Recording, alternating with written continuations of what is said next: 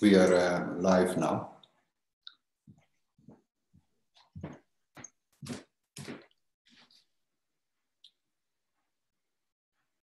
Hello.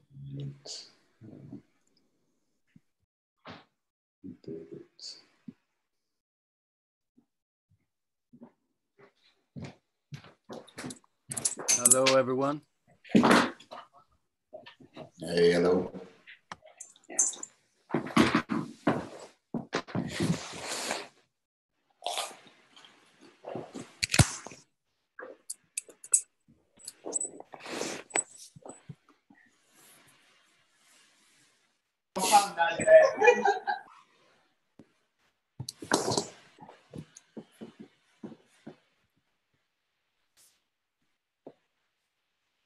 I'm waiting for Ellen to come in.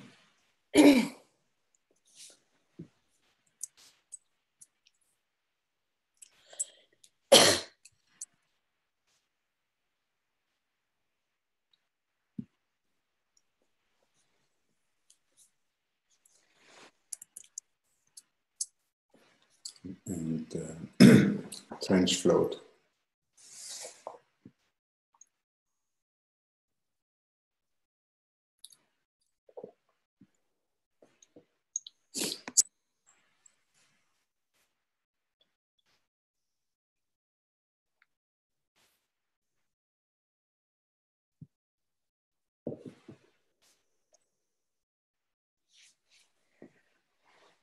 So anyway, we can discuss a bit about last week, what had happened and so, and things like that. Trench flow is also.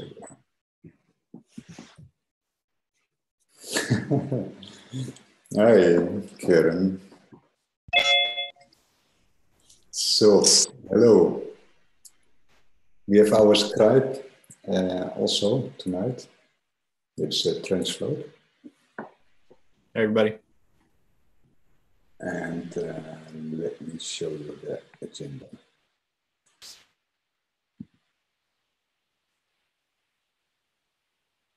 So this is the Carl Connolly is also. So about the discussion on the bounty system, that's the first subject, and then Connolly is also.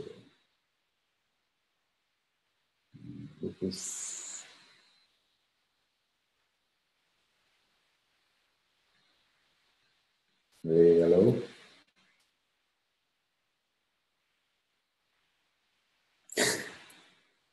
Mr. Connolly.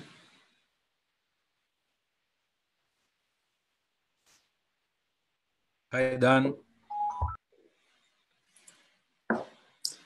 Okay, about the bounty system. I have to say that the whole process is now almost automated. That means that invoices are generated automatically by the app of Dan Connolly, the bounty app, in a spreadsheet, and this invoice can be downloaded and then it can be uploaded to the personal folders, and then it will go into the payment process. And the waiting is for the payment register, and based on that, the bounties will be paid. So we had already a first batch, and we are now busy making the payment register of last Tuesday. So I expect it to be ready Thursday about, and then we will have a batch of about 40 members getting rock. So that I don't dare to say when that will happen, the exact payment, but it should be within a few days, like 10 days or so. Okay, that's about the technical side of the bounty system. There's also something called the trust metric, and that is operational for this month since the 9th of May. And with that, we are going to focus on results from the bounty system. So until now, we didn't care so much about results, but from the 9th of May on, we care about it. And that means that some people have slashing power, and some people, so they have slashing power, and that means that if you get slashed, then you have to go into discussions with these guys and then say why you need special reward or budget or whatever. And I think we are also doing great with the labeling system. That means that we can aggregate on a higher level on what kind of jobs the bounty system is working upon. So maybe then we can tell more about that, how that is going.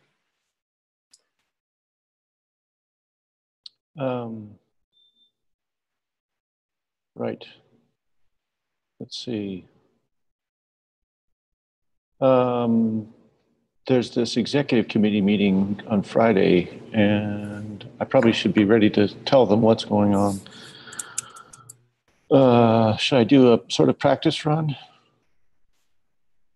Yeah. It's probably worth sharing my screen.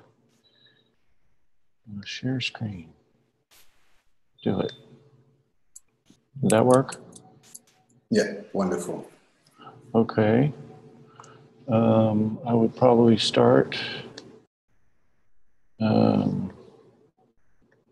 their purposes, well, and partly for ours. Okay. So there's this board resolution to adopt bounty terms of service, April 6th.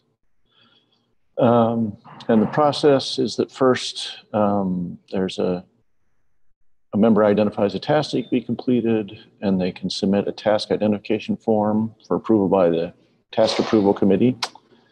And I said this pretty much matches what we already do. We've edited the issue template to include the stuff from the task identification form. And then the committee consists of the members certified by the community trust metric, with Jake, myself, and Kit being the seed. Getting a lot of interference. Thanks. So there are 46 members certified. So there's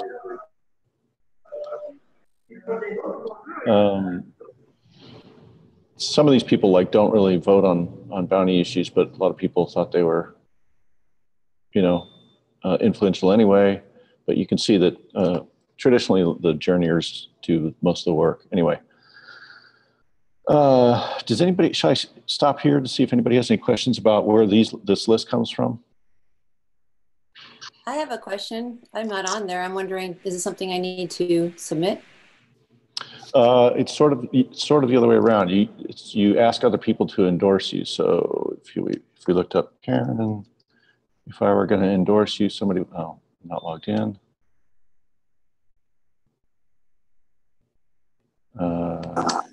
I haven't really tried to engage in that part of it. Okay. Well, if you're not in the bounty GitHub repository, then you don't show up on here at all, and nobody can certify you. So you can't vote on bounties. I'm in there. Sorry? I am in the repository. I guess I will just. Oh, there you are. Yeah, so you are currently certified by not anybody, and somebody who wanted to certify you would come in here and say you're. Okay, got it. What are the criteria to be in the trust system? Very good question. So let's go there. Come on. Okay, task approval, all right. Members certified, okay, trust ratings. Okay. So our trust system has 3 levels, master, journey, apprentice, and using the rewards app, we can certify each other, which we just sort of demonstrated. There's a lot of audio background.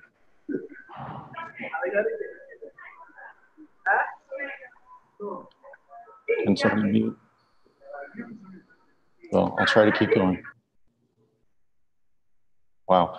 Okay, we can certify each other, which I just demonstrated, which induces a nice big graph. I'm not going to go there right now. It takes a couple seconds to boot up, but it's kind of pretty. From which we compute individual trust ratings, and I could show you the code that does that. But anyway, it's a flood network. But the question is answered more by these next 3 paragraphs. So you vote somebody a master if they do exemplary work and play a key role in the Rchain community, one that many people depend on. A master's input on budgets and rewards is fair and wise, considering the value of the Rchain community as a whole. And their votes get the averages when the budgets and stuff are, it's a weighted average. And so the masters get 7x weight. And a master spends much or most of their working time on Rchain and serves as a mentor to others. So that's why you would vote somebody a master. A journeyer is an established member of the Rchain community with significant contribution and reputation. Their input on budgets and rewards is fair and carries 3x weight. An apprentice is someone who's made valuable contribution but still striving to acquire skills and standing by the community to be trusted with more than 1x weight. Ideally, the apprentice is in touch with a guide or somebody else to help mentor them, and they study Rchain. Observers welcome to contribute and may receive rewards if they're a co-op member, but they don't have any weight in the votes. So those are the criteria on which we should certify each other. Did that answer somebody's question?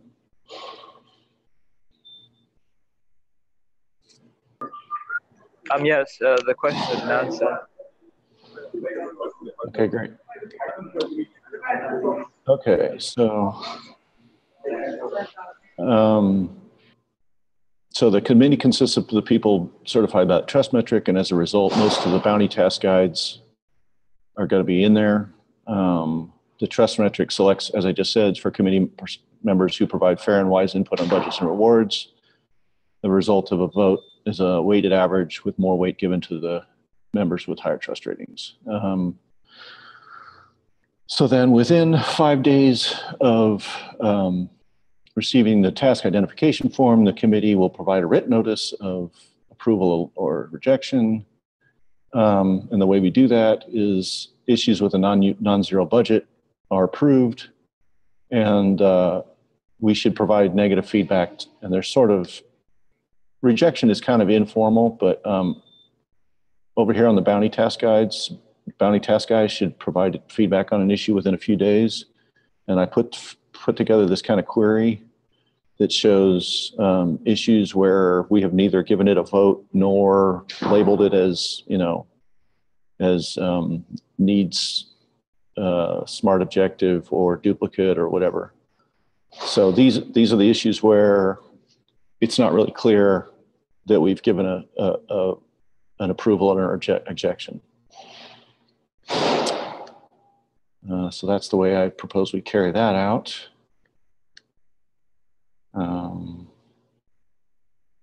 And then it says, and go ahead. To be clear, if you have a rejected issue, then you don't get a reward for it. Right, yeah. I mean, because if you were going to get a reward, you'd have to have a non-zero budget, right? That's correct, yeah. Yeah. Okay, and this says that if the task is approved, then it'll be made available to the membership. And I just said, well, all the proceedings are always available to everybody, including the membership. And then there's a second round where there's bid submissions, and we can approve, the committee can approve the bid submissions. And I said the way we're going to carry that out, we might need to edit the issue template to include more stuff from the bid submission form. I haven't checked it. We've dotted all the I's and crossed all the T's there. But the way we approve a bid is to give a non-zero reward. And this, as to the 5 days thing, I just said again, bounty task guides and trust certified members should provide timely feedback on suggested budgets and rewards. And then it says all committee decisions are final. There's no appeal process. And I said, you know, that's consistent with contributing, where voting for each monthly period closes a few days after the end of the month.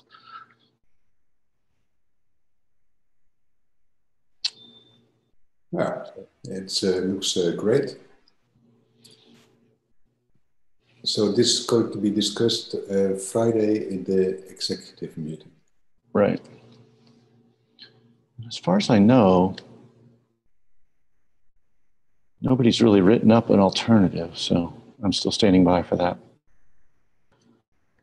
If there's anything new here, is there? No. Okay. Whoa, it just keeps going. There, okay. If the executive committee approves it, will that be the end of it and it will be considered official? Yes, unless, you know, unless somebody convinces the board to think again.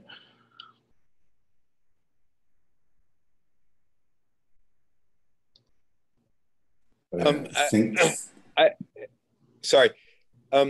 I would suggest that the evolution of this system and many of our other systems is taking place step by step, and this will be a step in the evolution of the bounty system, and there may be steps in the future. So that's it. Yeah, that's more or less an open door, I would say. Oh, just a note on that real quick. So I try to make sure that I think several of us do, that the sort of the bounty contract, any of the things that can affect the money are all in this contributing.md thing. And it says here, the process evolves with experience. And if you want to know about a change, then you should watch out for bounty contract issues. So these are the ways that the bounty contract, you know, is sort of financially changing. I mean, I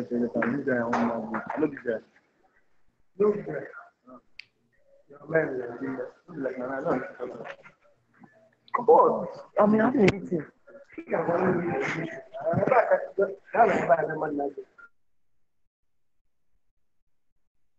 So I guess I'm done. How do I turn this off? Stop share.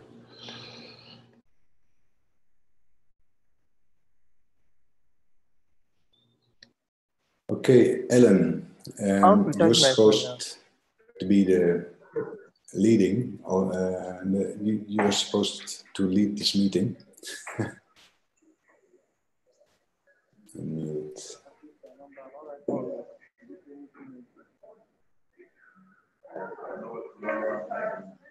Hi, is Kit around? Kit, you want to talk about the member site review? Kit is not on. David, are you here? There's a meetup in Amsterdam and Kit is there, I'm pretty sure. Yes, I know about the meetup. We're going to host it live for a minute or two to have Roland talk about the meetup in Amsterdam as it's going on. David, you were going to talk about value of regional marketing in Africa. You want to say a few words? Okay, can you hear me? Yes. Okay. Sorry, David, I've never met you before. Could you just introduce yourself for a second or two? Okay, I'm David Asamonye. I go by the GitHub name David405.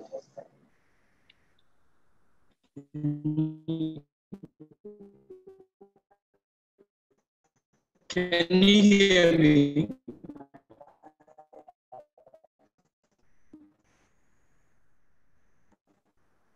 David, Can you hear me? I think people should turn off their video Hello? streams. If everybody Okay, I turns said off I'm their video David Asamon. Yeah, I go by the GitHub name David405. I'm a software developer.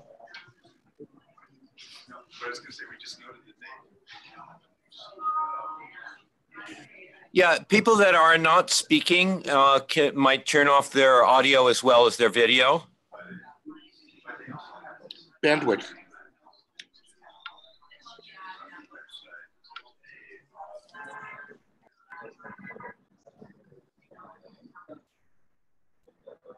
Okay, okay, like I said, I'm David Asamonye.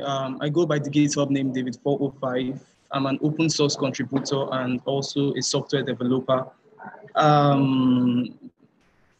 Personally, I want to push for Rchain in Africa. Why? Because I believe regional marketing is important if we're to reach out to every aspect of the world, not just in Africa now, but for every other aspect of the world. Why? Because of recent, we've had a Chinese meetup recently, and currently we're having an Rchain Europe meetup, and these are wonderful achievements. And also, if we can achieve stuff, can you hear me? Yeah, go ahead. Yes. Can you hear me?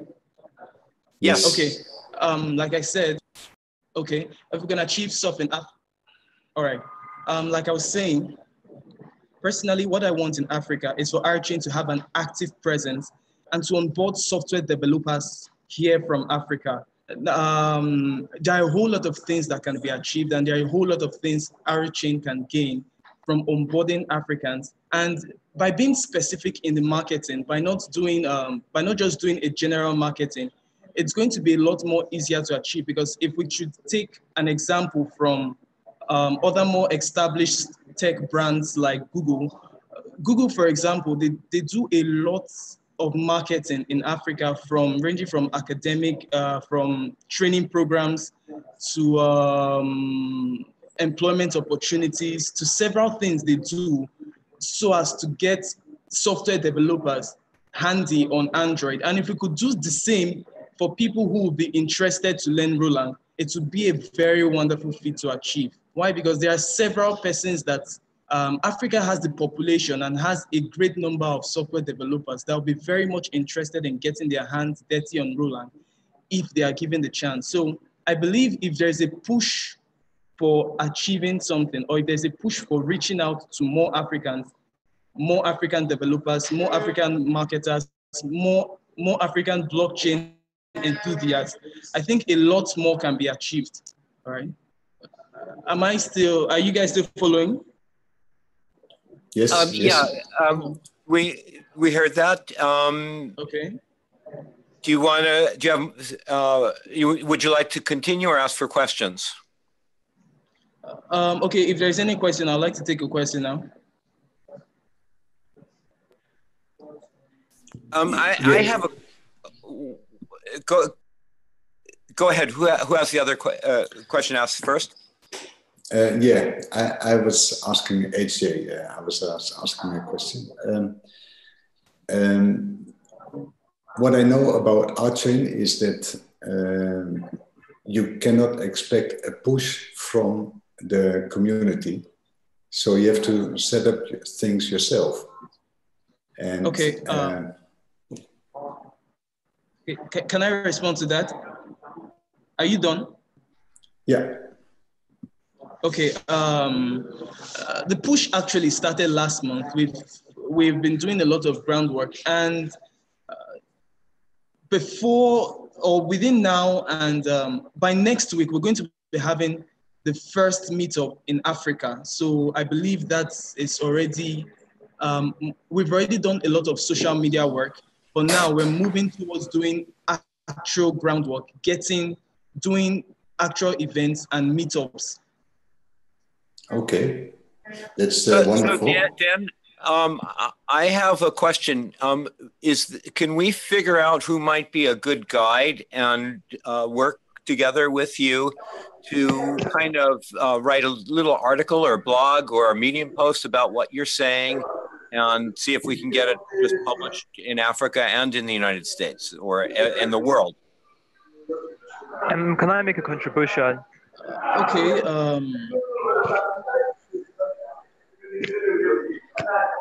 If people use the raised Valentine, hand, you want to say something? sure. Yeah. Valentine? Yes, I want to say for the Medium blog. I mean, Roland, around users here in Africa, I think they're much. So finding a user or a guide to Africa, there are many reputable members over here in Africa we can actually rely on. So I think a Medium post, a blog would do to elaborate what we hope to achieve, which of course is onboarding Roland members, the people that can actually write smart contracts using Roland. So that's what I want to say. Okay, Valentine, can you do me a favor? Can everybody who's interested in this follow up with me, and we'll figure out who might be a guide, and we'll write up an issue to get this publicized. And no. Okay, I suggest an issue should be opened. Then there should be a kind of more like a decision making, and people would decide who they think is a suitable guide. So this is Dan. I'm struggling to find the raised hand feature. Okay, Dan, you're on. Speak. Okay, so there is an issue open. The audio background is quite distracting. Okay, so struggling here. Okay, issues. There is an issue open. It's 716. And, you know, the case is well. As far as nuts and bolts, so for example, HJ suggests, well, go and do it, which makes a lot of sense. And the way that we're organized right now just involves somebody certifying these people that they should have, you know, the ability to write themselves budgets. So that's really what it comes down to is for somebody to certify David or others. Dan, are you willing to certify them or suggest somebody that might be appropriate to guide and certify? Let's see, Victor, are you the one that's been writing up the weekly?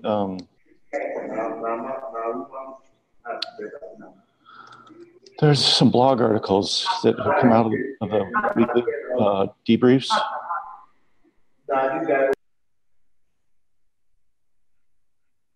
Is this person here, Fraculous Victor? Valentine and Dan, I'd suggest that we don't have Miraculous Victor here, and okay. Probably we should take. We can take this. Okay, Chidindu has been working on that, and Chidindu is going to maybe take leadership for just following up from this meeting and figuring out where we are. Oh, okay, but hold on. We've invested actually quite a bit here, and it would be much more valuable. Okay. If someone who currently is in the committee would take the ball. Is Chidindu not in the committee? Let's check. Chidindu is present here. Chidindu is present here. I don't see that person among this list. Is it an issue of different spellings? Ojimadu? It's Chidindu Ojimadu. Yes, it's present in the meeting. Yeah, it's Ojimadu. Okay, great. All right. Then that would work out. And so Ojimadu, you've also talked with Patrick now and again about marketing things? Yeah, I've been talking to Patrick on some issues about marketing, especially the debriefs and some write-ups on some summary, but we've been slow on that, but we're in contact. I'm in contact with him. Yeah, I understand it can be challenging to get in touch with Patrick. Do you have a way to that's, maybe it takes a little while, but you can reach him? I can reach him, sure. I can reach him and get to start up some discussion with him about it. Dan, why is Patrick the key person here? He's communications director, and he's in charge of the marketing plan. So is this issue a marketing one, do you think? Yes. All right. So either Patrick or Pete Moorman or whoever is one of the lead guides should probably work with Chitindu and David and Valentine. Well, right. And we're here because P. Moorman has expressed the opinion that this is not a priority. P. Moorman is on vacation. He's unable to be here right now. Right. I understand that. I'm just saying that Ojimadu is actually a pretty good link now because he's got a link to Patrick. Okay, he's got a disagreement with Peter, but I'm sure you guys can work it out. And you do have the ability to vote and set budgets. A limited ability, the masters can sort of influence more than you can, but that seems reasonable at this point. By the way, I will support it. Okay, that's good. That seems like a critical mass. It can go in the issue or offline or something like that, but I would like to know more about, so for example, how much money do you think it would take to be really effective for the next month, and what's a good target for numbers of some sort? Okay, Ojimadu, did you hear that? Can we take this offline? Are we ready to move on? I heard what he said, that I think David has been driving much of the African issues, and I pretty much agree with his what he said. Like, we need to at least make the issue a little more smart, and I believe we can improve on things generally. All right, great. Thanks for the extra 2 minutes, Alan. Sure. Okay. Kit Blake is still not here for the member site review. I'm going to talk about the first meetup in China last Sunday. Actually, will talk about it from China. And we're going to have a live report from the meetup in Netherlands. I did some work with Donald. Donald is here. You want to talk a little bit about some of just for 2 or 3 minutes about the translations that we did, or that you reviewed as a label guide? Yeah, sure. Can you hear me? Yes. All right. So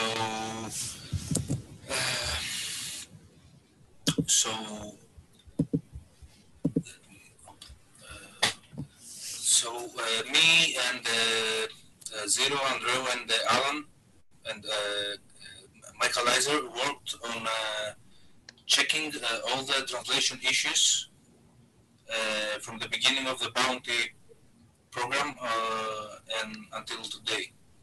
From January until today. Yeah, basically from January, yeah.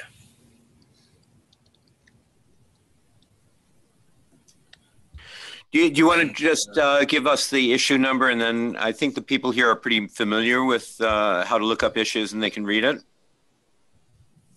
Yeah, the issue number is number 721. I will post it here.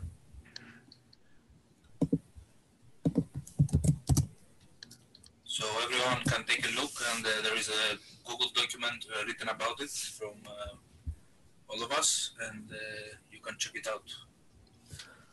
Okay, I have a specific thing I'd like to say. I put a note at the end of that issue. I thought we spent more budget than we really should have, but it's because we were learning.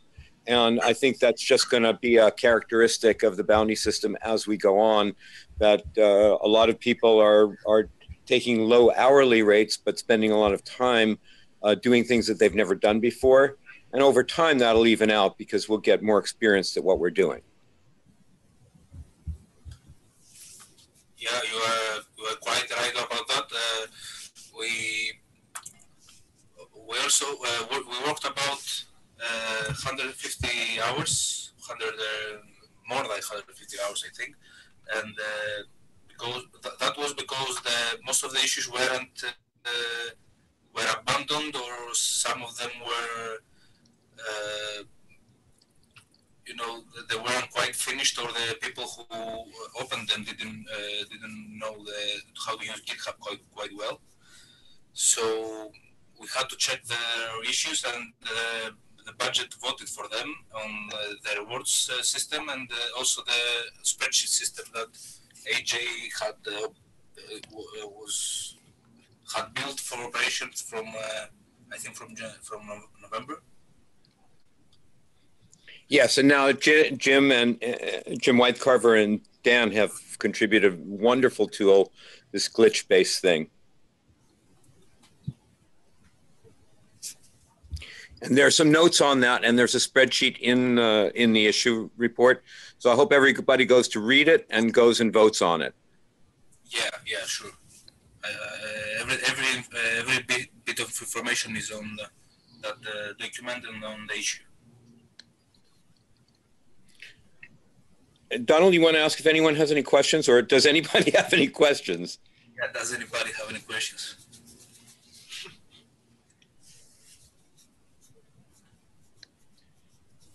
No questions. I have a question. I have a question. Great job. I have a question. Yes. Okay, regarding translation issues, can someone who is not a native of the language or who is proficient in the language translate to that language? So let me answer that in an indirect way. We don't have a policy right now on that. Yes, we do. I'm sorry, Dan is going to post a link to our current policy. And in the future, I'm going to suggest broadening that policy. For instance, I'd like to see translation of the meetup in China back into English so I can know what they said. And I think that translation sometimes involves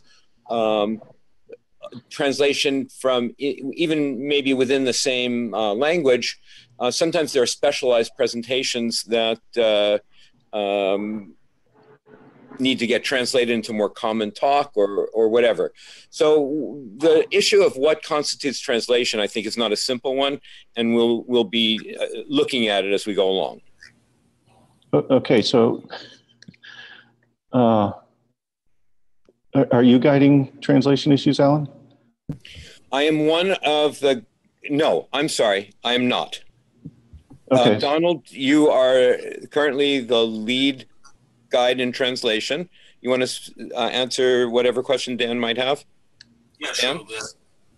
Go on, Dan. No, the question was, can you translate if you're not a native speaker? I think we discussed that you should be a native speaker, but you told me that that's not the actual case, right? Okay, so yeah, it's not the case, but only native speakers can translate in their language.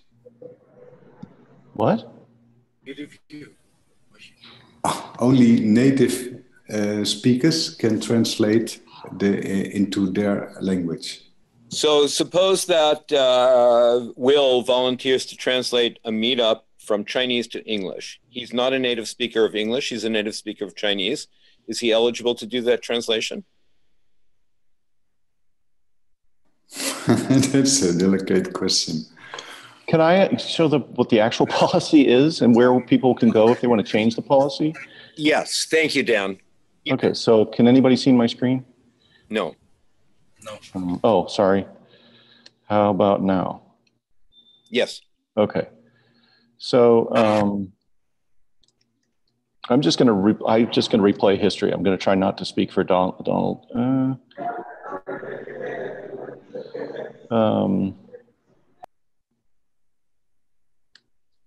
So this is an issue that's been out for a little while, concerns surrounding translation work, and so I sort of elaborated on it there. Somebody said, Trufford quoted HJ as saying you have to be a native speaker, and I said I wasn't sure about that. I'm not aware that Lappin can just set law by saying something. But there were a number of us who, and then he said, why do we have to remind people this over and over again? And I said, well, because people aren't born knowing such things, but we can get the machine to you know, and discussing things repeatedly is what makes values are values, and we can get the machine to repeatedly say things by putting them in issue templates. So this is the cultural norm in GitHub, and a number of us a while ago came to this somewhat agreement that two of the people involved in the translation have to have high proficiency in the target language and significant reputation. So for example, you should tell us what diploma you have in the target language. So this is the checklist that translators are supposed to fill out. And if we want to change it so that you have to be native, then somebody should edit this file. So Donald, since you're the lead guide for translation, you should be very familiar with this document and maybe even offer to manage it in some way, or make it known that translation issues you're willing to work on and put into documents and lead discussions about. Yeah, so he wrote it. I would like to ask another question. Dan, you pointed out something now that someone should have a diploma. Is it compulsory that someone needs a diploma to be proficient in a particular language concerning the significant reputation? Well, so a diploma is, that's evidence that you spent 4 years studying it, right? You could have other reputation. You could have, here's my portfolio of work. Here's, any kind of thing that says, I'm not just somebody who flies by. That sounds like a great policy to me.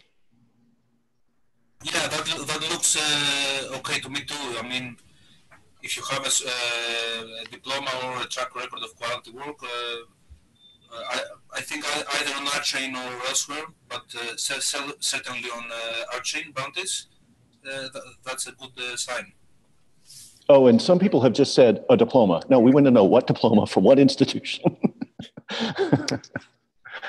You don't have to have a picture of it, but you have to be able to say, I studied Spanish at the University of whatever the heck. Okay, so Dan, yeah, I think that's a great idea, and Donald is probably going to be the point person since he's the lead guide. So Donald, if you get questions and you want help from Dan or anybody here, just feel free to ask. We're here to support you. Yeah, sure. I'm open to questions. You can find me with the same username on GitHub and on Discord anytime. Does anybody think it's appropriate to close this issue right now? Dan, I'd like to move on. Yeah, okay, sorry. Why can we close it with a note that Donald is going to be responsible for questions related to this issue? I'll let him close it at his convenience. Okay, Donald, you've got that ball. I want to move on. We have a meeting scheduled for guiding our label guides, and I don't want to talk very much about that right now, but the label guides, in my opinion, are here in order to represent the membership at large, in order to help people that are doing work, in order to give us some idea of quality, in order to give us some idea of what budgetary norms are, and so on. So I'd invite everybody who's able to come on Friday to participate in this Guiding Our Label Guides meeting. Are there any questions about that?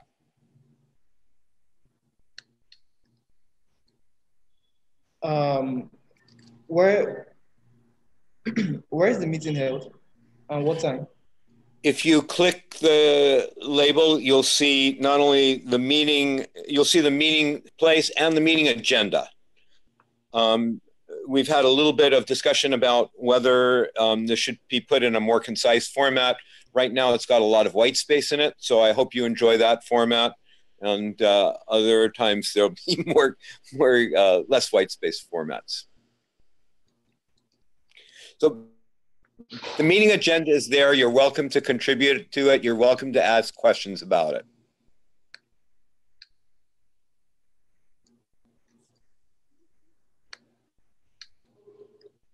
Making suggestions on the meeting agenda is a good form of contribution. Any more questions? I would just say comments and suggested edits are good.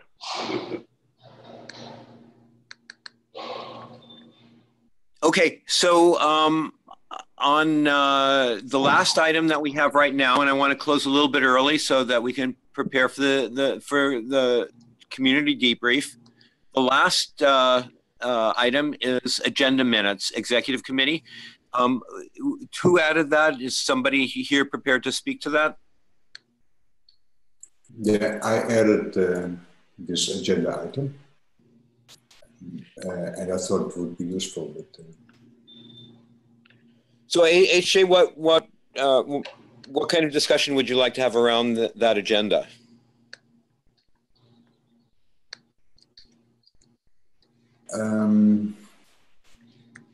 Maybe I give the floor to Dan. Maybe you can say more about it. Okay, that's the agenda for the meeting this Friday. I don't know what else there's to say. Oh, here's one of the things. Why don't you describe first what an executive committee meeting is and why it's here in the Rchain active members meeting? I have no idea why it's here at this meeting, but while I've got the floor, I'll just point out that we're doing a little bit to do less sharecropping. We now have something about the executive committee in the Rchain domain. So this is where you can find executive committee cred. And then if you want to know what the executive committee is, you can look at our charter. And so would you just post the link to that website? Certainly will. Is it better here or in the chat or both or what?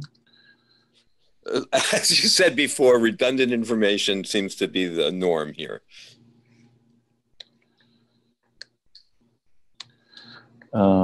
Right.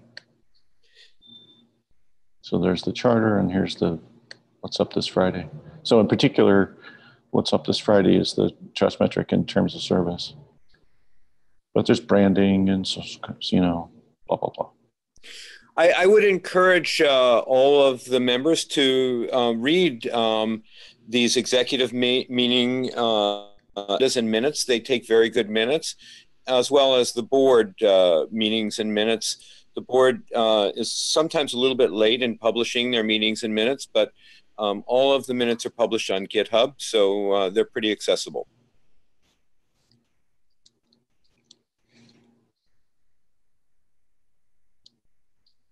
Are there any questions on either the executive meeting or, on the executive meeting that's going to take place this Friday?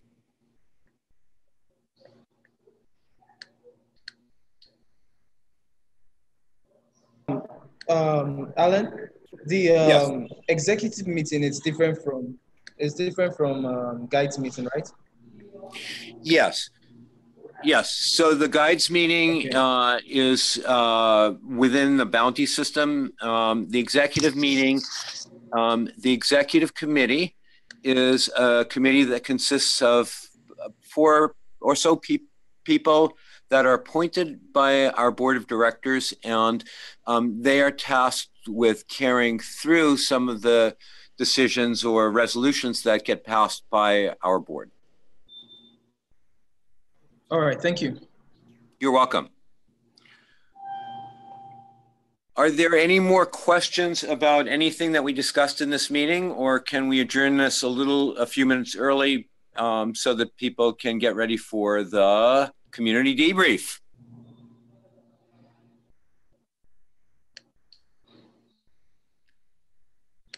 Going once. Silence is golden. Going twice.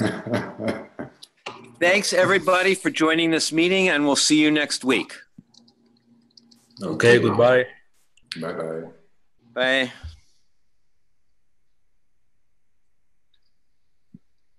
Bye-bye.